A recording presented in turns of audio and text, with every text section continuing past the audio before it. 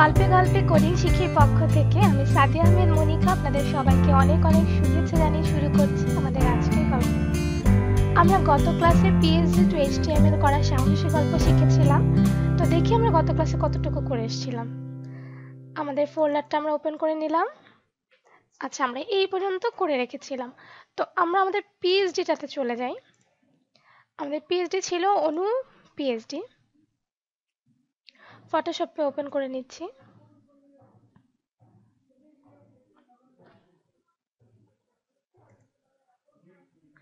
আচ্ছা, এই ছিল আমাদের পিএইচডিটা। আমরা এই প্রথম সেকশনটা করে ফেলেছিলাম, যেখানে ছিল একটা লোগো, তারপর মেনু, নিচে লেখা এবং পিছনে একটা কভার ইমেজ ছিল। আমরা আজকে চলে যাব পরের সেকশনে। তো পরের সেকশনে আমি গত ক্লাসে বলেছিলাম যে পরের সেকশনে একটা মজার জিনিস আসবে, সেটা হচ্ছে আইকন।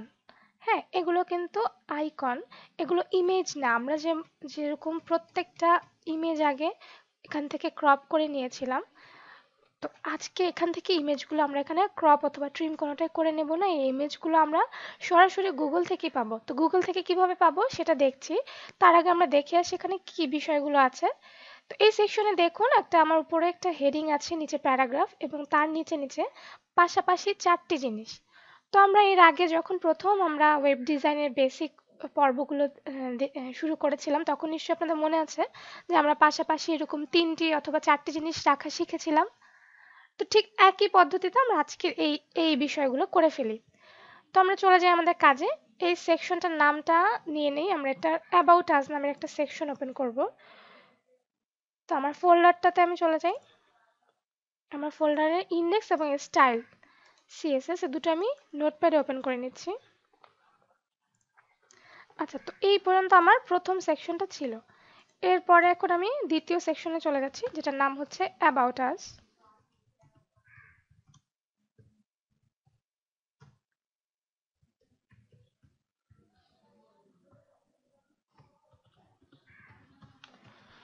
এই সেকশনের মধ্যে ঠিক আগের মতোই এটার মধ্যেও থাকবে কন্টেইনার নামক ক্লাস।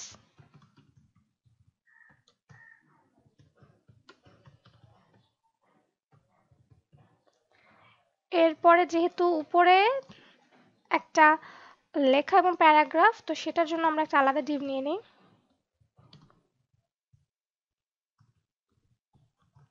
এটার নাম দিয়ে দিই অ্যাবাউট টপ।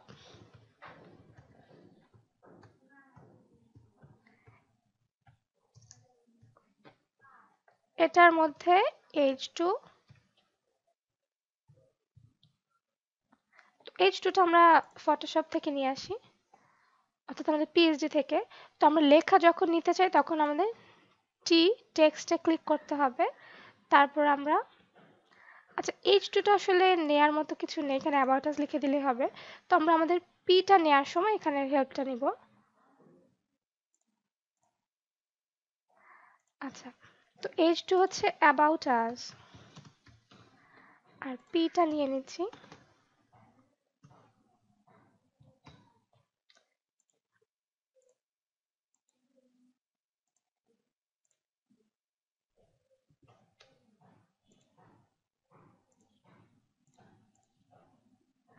আমি পিটা কপি করে নিলাম, পি টেক্সটটা।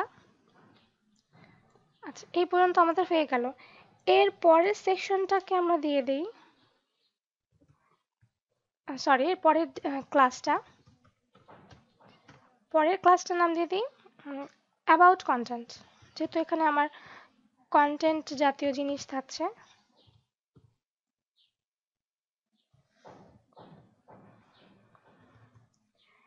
এর মধ্যে পাশাপাশি 3টা জিনিস। তো এখানে পাশাপাশি 3টা জিনিসের মধ্যে কি থাকবে?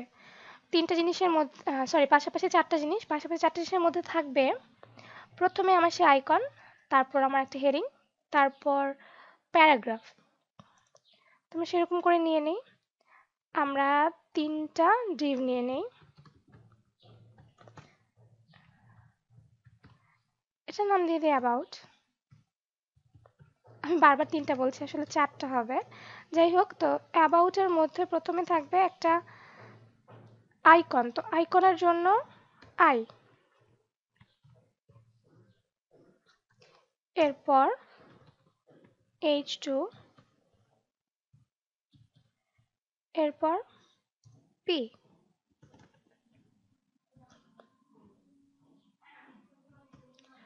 আচ্ছা, তো P এখানে H2 তে ছিল ওয়েব ডিজাইন, আর পিটা ছিল, পিটা আমি কপি করে নিয়ে আসি।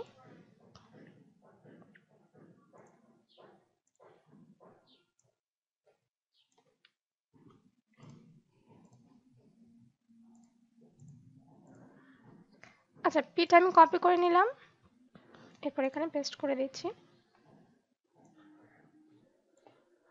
আচ্ছা, এই পর্যন্ত আমার হয়ে গেল কাজ। হ্যাঁ, তো এরকম করে আমি একই রকম আরো 3টা নিয়ে নেব, যেহেতু আমার পাশাপাশি 4টা আছে। একটা করেছি, 2টা করলাম, 3টা, এরপর 4টা হয়ে গেল। এখন কথা হচ্ছে যে এই জিনিসগুলা আমি 4টা তো নিয়ে নিলাম, কিন্তু পাশাপাশি বা কিরকম আসলো সেটা আমরা একটু ব্রাউজার থেকে দেখে আসি। দেখুন, ঠিকই আমি যা যা দিয়েছি ওরকম করে কিন্তু চলে এসছে। আমার প্রথমে এরকম একটা হেডিং এসছে, তারপর পি, তারপর সেই বাকি 4টা ডি। তো এখন প্রত্যেকটা জিনিসকে আমার কি করতে হবে, মাঝ বরাবর রাখতে হবে, এবং নিচের যে 4টা জিনিস এগুলোকে আমার মাঝ বরাবর তো রাখতেই হবে, পাশাপাশি এগুলোকে পাশাপাশিও রাখতে হবে। তো সেইটা করার জন্য আমাদের সিএসএস এর কাছে যেতে হবে। আমরা এখানে অ্যাবাউট আস এই সেকশনটা আগে নিয়ে নিই।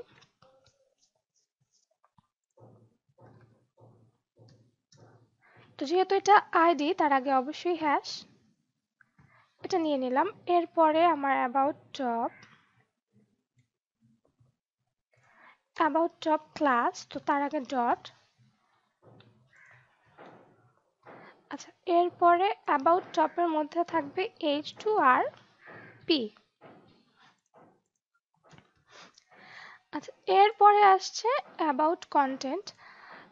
আমরা এগুলো নিয়ে রাখি, যখন আমাদের লাগবে না তখন আমরা এগুলোকে মুছে ফেলবো। দুঃখিত। এরপরে অ্যাবাউটের মধ্যে 3টা জিনিস, একটা আই, একটা H2, একটা P। আচ্ছা, তো এখন আমাদের সবগুলো যেহেতু মাঝামাঝি থাকবে, সেজন্য আমাদের কি করতে হবে, আমাদের এখানে প্রত্যেকটা জিনিসের একটা বিষয় কিন্তু কমন। সেই জিনিসটা কি একটু খেয়াল করুন। আমার এখানে এই লেখাটা, আমাদের পিএইচডি H2P, ইভেন এই বিষয়টা প্রত্যেকটা কিন্তু কালার একই রকম। তো যখন আমাদের সবগুলো এই সেকশনের সবগুলোর কালারই একই রকম হবে, তখন আমরা যে কালারটা আমি ফটোশপ থেকে সিলেক্ট করে নিয়ে, যেহেতু আমার পুরো সেকশনের সব কিছুতেই একই রকম কালার, পুরো সেকশনের সবগুলোতে একই রকম কালার, তাহলে আমরা এখানে কমনভাবে কালারটা দিয়ে দিই। কমনভাবে কালারটা দিয়ে দিব আমরা অ্যাবাউট আস দিয়ে দিই।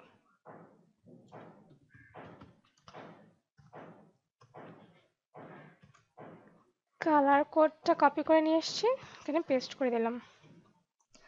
হ্যাঁ, কালার সবগুলো কিন্তু একই রকম হয়ে গেছে, কিন্তু এখনো ওরা মাঝখানে আসেনি। আসবে কি করে, আমরা তো এখন ওদেরকে মাঝখানে আনিই নি।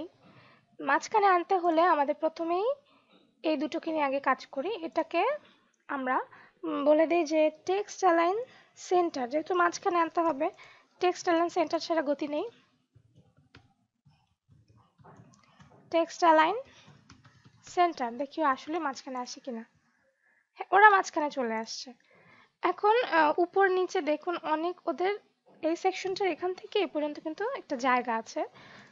তো এই জায়গাটা কতটুকু, আমরা যদি এখান থেকে প্রাথমিকভাবে একটু মেজার করে নিই, এটার হাইট আছে 106। আমরা 106, এখনো যেহেতু আমরা পিক্সেল পারফেক্ট করছি না, আমরা বলেছিলাম যেটা সবার শেষে করব, তো আমরা পিক্সেল পারফেক্ট করছি না, কিন্তু উপর নিচে এখন একটু জায়গা দিতে চাচ্ছি, কারণ একদম গায়ে গায়ে লেগে আছে, দেখতে ভালো দেখাচ্ছে না। তো আমরা এখানে একটু ভেতর থেকে জায়গা দিতে চাইলে সেটাতে দিতে হয় প্যাডিং। তো প্যাডিং আমি উপর নিচ থেকে দিই 80 পিক্সেল, ডানে বাই আমার প্যাডিং এর দরকার নেই, ডানে বাই 0। এখনো উপর নিচে সেরকম করে একটা জায়গা নিয়ে নিয়েছে। ফন্টটা সবগুলো H2 সবগুলো লেটার বড় হাতের, তাহলে আমরা H2 এর মধ্যে এখানে দেখে আসি ফন্ট সাইজটা আসলে কত। ফন্ট সাইজ দেখাচ্ছে 36। তো ফন্ট সাইজ আমরা 36 দিয়ে দেখি। 36 পিক্সেল, পাশাপাশি সবগুলো লেখা বড় হাতে, তাহলে সেক্ষেত্রে দিতে হবে text transform, text transform upper case. ঠিক সেরকমই হয়ে গেছে। এখন নিচের লেখাটা দেখি আমরা কতটুকু পর্যন্ত লেখাটা আছে। নিচের লেখাটার উইড হচ্ছে, এখানে দেখাচ্ছে 704.6 আপ ডাউন করছে, তাহলে আমরা সর্বোচ্চ 700-র মধ্যে প্যাক আপ করে ফেলতে পারি। তো আমরা নিচের পি এটার একটা ম্যাক্স উইড দিয়ে দেব, মানে লেখাটা যেন এর বাইরে আর না যায়। তো ম্যাক্স উইড হচ্ছে 700 পিক্সেল। দেখি, দেখুন লেখা ঠিক এর মধ্যে এখন চলে আসে, কিন্তু লেখাটা এখনো মাঝ বরাবর আসেনি। তো মাঝ বরাবর আনতে হলে আমাদের কি করতে হবে? এখন যদি আমরা এটাকে মাঝ বরাবর আনতে চাই, আমরা কিন্তু অলরেডি এই অ্যাবাউট টপ এই ক্লাসটাকে বলে দিয়েছি যে তুমি মাঝ বরাবর থাকো। হ্যাঁ, টেক্সট লাইন তোমার সেন্টার। কিন্তু যখন আমরা লেখাটাকে একটা নির্দিষ্ট উইড দিয়ে দিলাম, তখন সে কি করলো, একটু বাম পাশে চেপে আসলো। কেন? কারণ ওর উইডটা শুরুই হয়েছে 700 এখান থেকে। হ্যাঁ, উইডটা শুরু হয়েছে এখান থেকে। তো সেই অনুযায়ী ওকে আমাদের এখন মাঝ বরাবর আনতে হবে। তো এখন যদি ওকে মাঝ বরাবর আনতে চাই, তাহলে দিতে হবে মার্জিন 0 অটো। দেখেছেন কি অদ্ভুত জাদু! আসলে সিএসএস দিয়ে করা যায় না এমন কিছুই নেই। সিএসএস 3 এত মজার মজার কাজ আসলে এটা দিয়ে সবই করে ফেলা যায়। আচ্ছা, এখন আমরা কথা না বেরিয়ে আবার কাজে চলে যাই। আমাদের এখানে দেখুন, প্রত্যেকটা পি এর মধ্যে কিন্তু একটা ফাঁকা জায়গা আছে। একটা লাইন থেকে আরেকটা লাইনের একটা ফাঁকা স্পেস আছে। তো প্রত্যেকটা পিতে একই বিষয়। তো যেহেতু প্রত্যেকটা পিতেই আমার একই বিষয়, তাহলে আমরা পুরো উপরেই ঠিক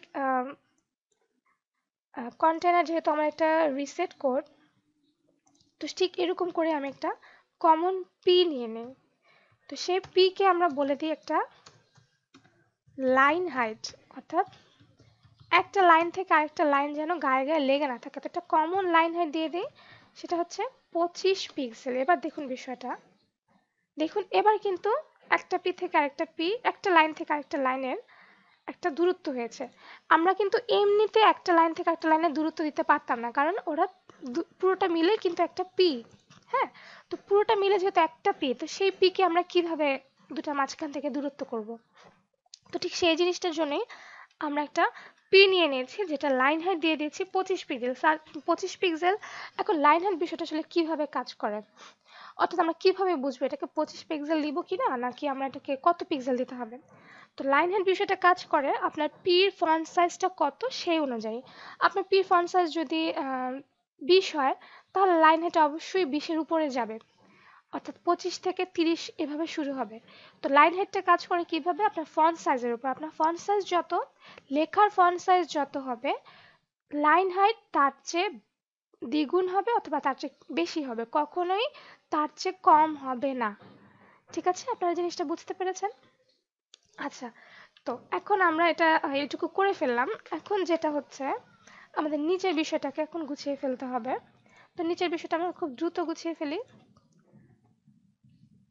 নিচের বিষয়টার মধ্যে যেহেতু আমরা আরেকটু খেয়াল করি, আমার নিচের এই পাশাপাশি 4টা জিনিস আছে কোথায়? এই ডিভে না, অ্যাবাউট কন্টেন্ট, এই ডিভটাতে আছে আমার পাশাপাশি 4টা ক্লাস। হ্যাঁ, তো এখন এই পাশাপাশি 4টা ক্লাসকে আমার কি বলতে হবে?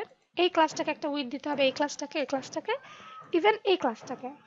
এখন যেহেতু আমরা জানি যে আমরা 1170 এটাকে 100% ধরে নিয়েছিলাম। কন্টেইনারে 1170কে 100% ধরে আমরা লোগোকে 20% দিয়েছিলাম, আর আমার মেনুটা অটোমেটিক পাশাপাশি জায়গা করে নিয়েছে, যেহেতু ওখানে উপরে দুটো জিনিস ছিল। তো এখানে যেহেতু আমার দুটো না, আমার 4টা জিনিস, এবং 4টা জিনিসকে আমার একই রকম উইথ দিতে হবে।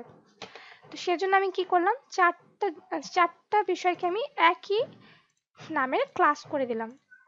এখন এই একই নামের ক্লাসটাকে যদি আমি বলে দেই একই নামের ক্লাসটা হচ্ছে অ্যাবাউট। তো এটাকে আমি যদি একটা উইথ দিয়ে দিই, যেহেতু আমার 4টা জিনিস, তো আমরা জানি 100কে যদি 4 দিয়ে ভাগ করি তাহলে আসে 25%।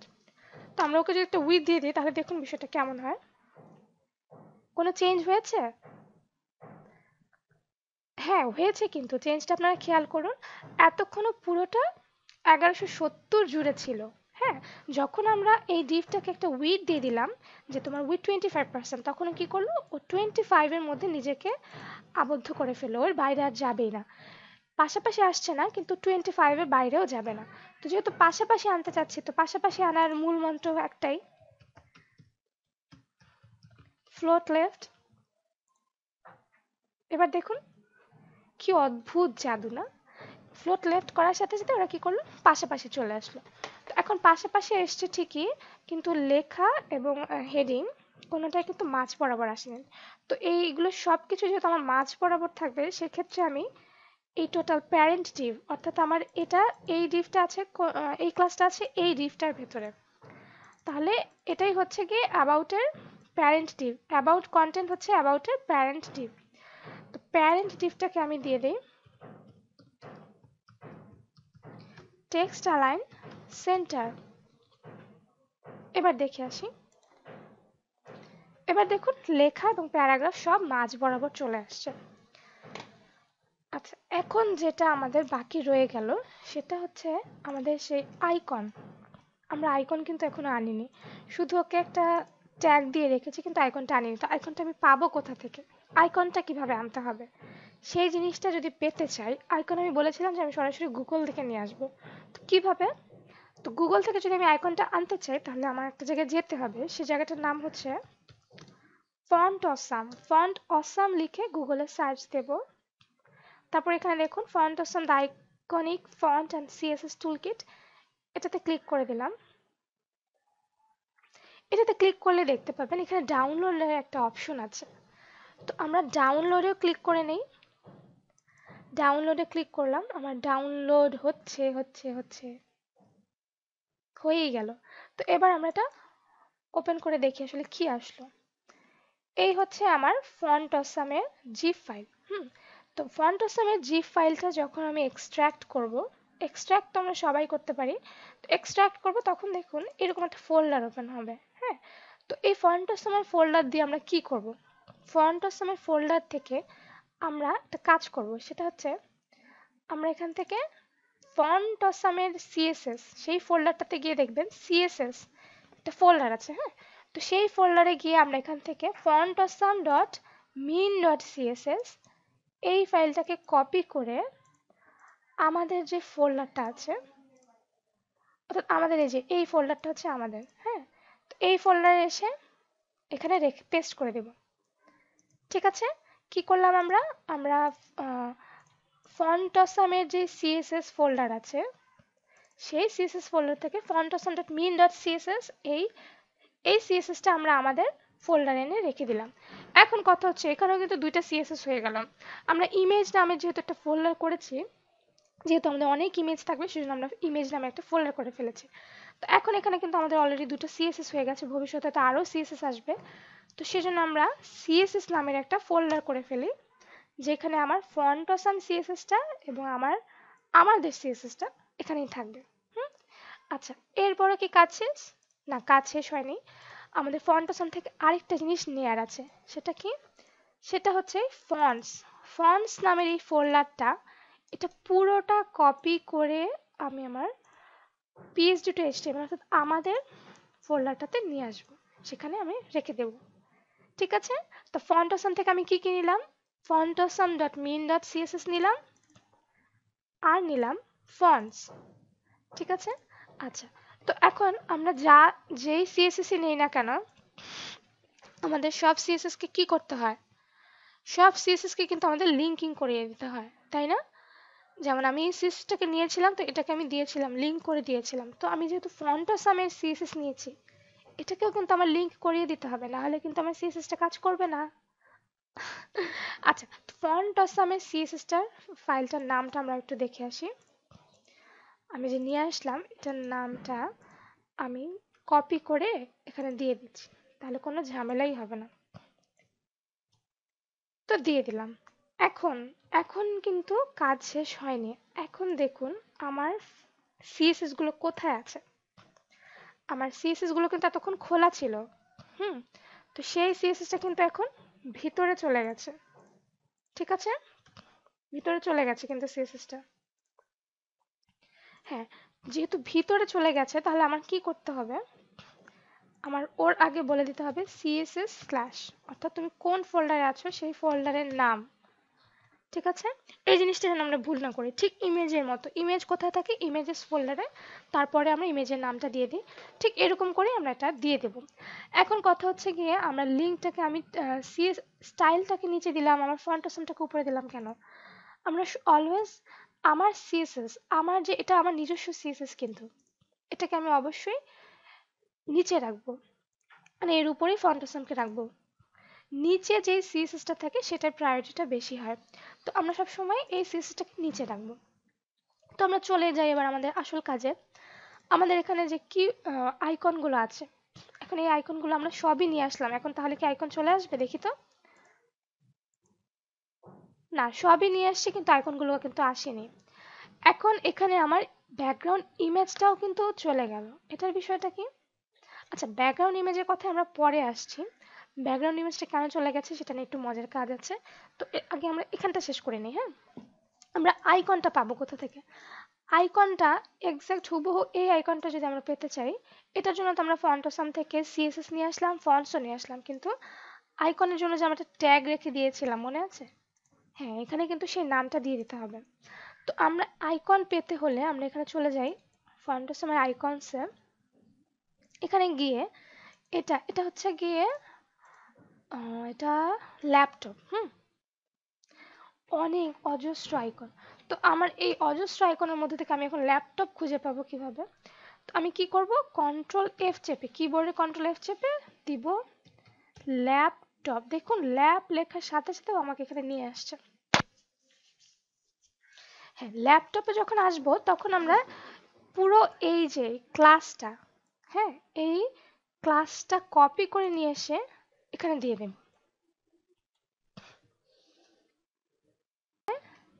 পেস্ট করে দিলাম। ঠিক আছে, আচ্ছা, তো দেখি এবার আইকনটা আসে কিনা। দেখুন চলে আসছে, কিন্তু এটার নাম হচ্ছে ক্লিপবোর্ড। ক্লিপবোর্ড আইকনটা তাহলে আমরা এখান থেকে খুঁজে নিয়ে আসি।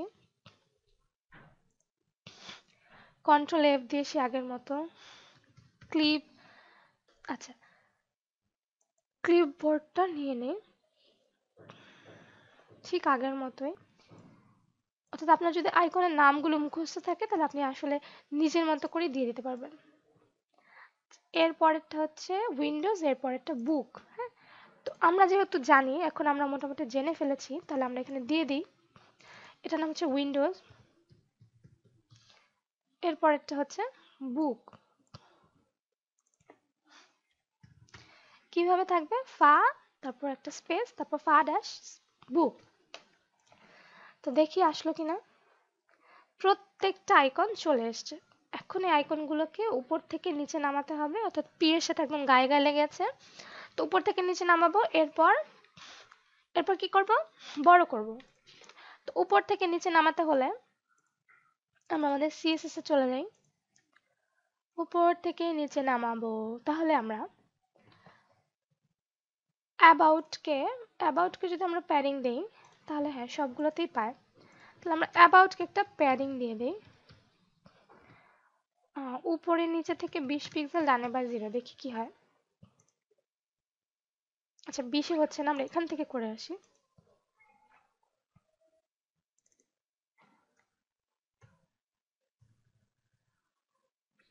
আমরা 60 প্যাডিং দিয়ে দিতে পারি। 60, আমরা কিন্তু একদম শেষে সব মেপে মেপে করব কোনটা কতটুকু আছে। এখন আইকন আর H2 গায়ে গায়ে লেগে আছে, এটার থেকে একটা প্যাডিং দিতে হবে। তো প্রথম আইকনের ফন্ট সাইজটা বড় করে দেই। আইকনের ফন্ট সাইজ দিতে 20, না 20 হবে না। এখানে কেমন দেখাচ্ছে? এখানে বেশ বড়ই আছে, তাহলে আমাদের 35। 35 দিলে এনাফ। হ্যাঁ, এরপরে দিয়ে দিই মার্জিন বটম, অর্থাৎ নিচের থেকে একটু জায়গা পাবে, নিচের থেকে একটু সরে যাবে।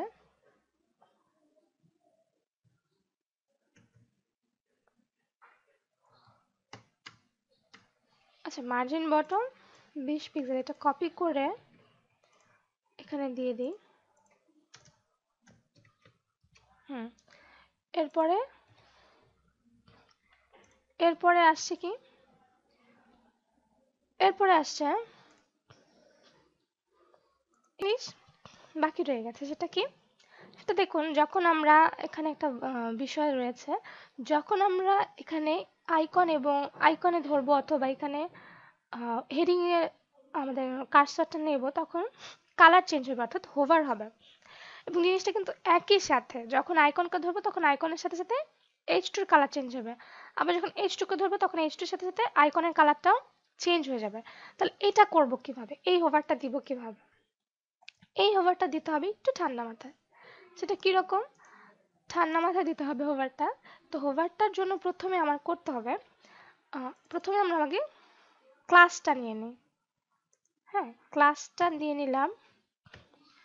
এরপর এই ক্লাসটার যখন হোভার হবে তখন হোভার হবে আই কমা, আবার ক্লাসটা নিয়ে নিলাম, তখন হোভার হবে H2। ঠিক আছে, আমরা করে দেখি। কালারটা হবে, হোভারের কালার একটা আছে এখানে,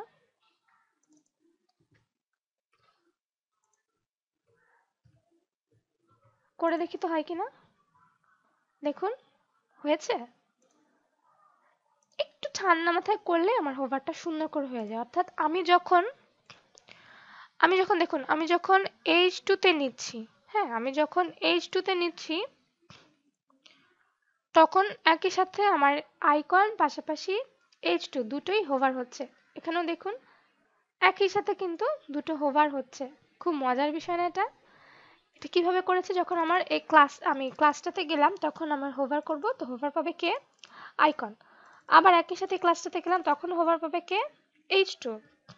এটা কখনোই আমরা আর একসাথে লিখে ফেলবো না, এটা ঠিক এভাবে আমি যেভাবে করেছি ঠিক হুবহু করেই আপনারা করবেন। তো আমরা এই পর্যন্ত মোটামুটি করে ফেললাম, অনেকটুকু কাজ আজকে আমরা শিখে ফেলেছি। তো লাস্ট ফিনিশিং যেটা ছিল, আমার এখানে ব্যাকগ্রাউন্ড ইমেজটা চলে গেছে। ব্যাকগ্রাউন্ড ইমেজটা ছিল ইমেজের এখানে, ঠিকই আছে, কিন্তু সিএসএসটা ছিল কোথায়? সিএসএসটা কিন্তু এতক্ষণ খোলা অবস্থায় ছিল, এখন সিএসএসটা চলে গেছে একটা ফোল্ডারের মধ্যে। তো এখন তাহলে কি হবে? এখন যেহেতু ব্যাকগ্রাউন্ড ইমেজ একটা ফোল্ডারের মধ্যে চলে গেছে সিএসএসটা, হ্যাঁ, তখন আমার কি করতে হবে, আমি যখন ব্যাকগ্রাউন্ড ইমেজটা দিব ইউআরএল ফার্স্ট ব্র্যাকেট, তখন আমার কি করতে হবে, ডট ডট একটা স্ল্যাশ, অর্থাৎ সিএসএসটা এখন একটা ফোল্ডারের মধ্যে আছে। এখন দেখি পাই কিনা।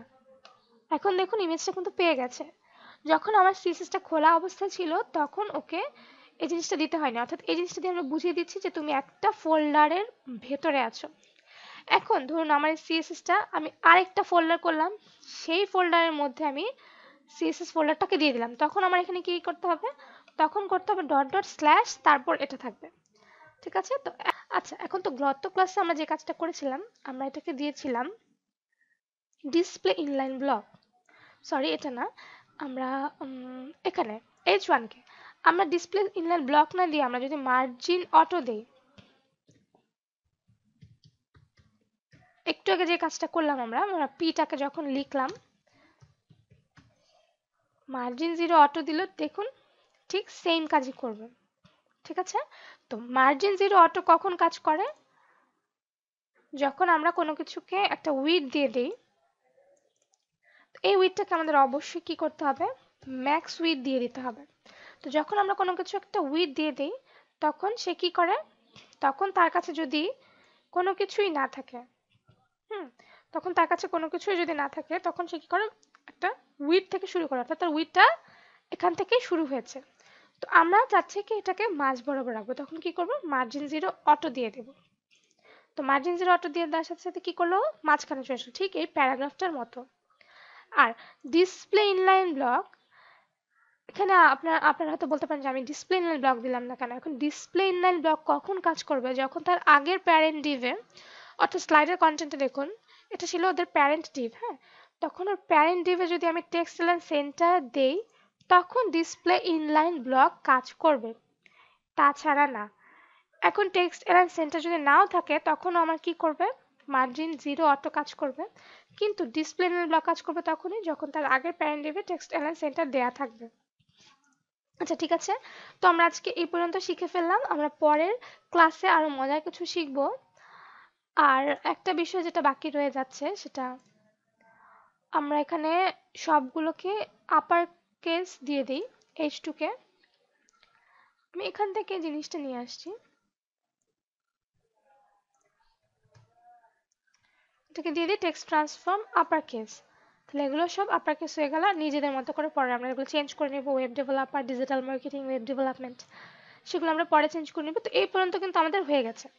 আচ্ছা, তো শেষ হয়েও যেটা হয় না শেষ, সেটা আমরা কিন্তু যেই কাজটাই করি না কেন সেটা কিন্তু পরবর্তীতে যেন রেসপন্সিভ করতে আমাদের ভালো হয় সেটা কথা চিন্তা করেই কাজটা করা। তো আমরা যদি রেসপন্সিভের কথা চিন্তা করে করি, দেখুন আমি যখন একদম স্মল স্ক্রিনে চলে যাব তাহলে দেখুন আমার কোনো কিছুর ডানে বায়ে কোনো জায়গা নেই। কন্টেনার, কন্টেনার মধ্যে আমি দিয়ে দিব প্যাডিং লেফট 15 এবং আরেকটা দিব প্যাডিং রাইট। এটা দিলে কি হয় দেখি, এটা দিলে এখানে আমূল কোনো পরিবর্তন হচ্ছে না, কিন্তু পরিবর্তনটা হবে কোথায়, যখন আমি এই এখানে একদম স্মল স্ক্রিনে এসে দেখুন আমি কিন্তু এখানে কোনো রেসপন্সিভই করিনি, শুধু কন্টেনারকে একটা প্যাডিং লেফট রাইট দিয়ে দিয়েছি। এবার দেখুন ও বামে ডানে কিন্তু একটা সুন্দর জায়গা করে নিয়েছে।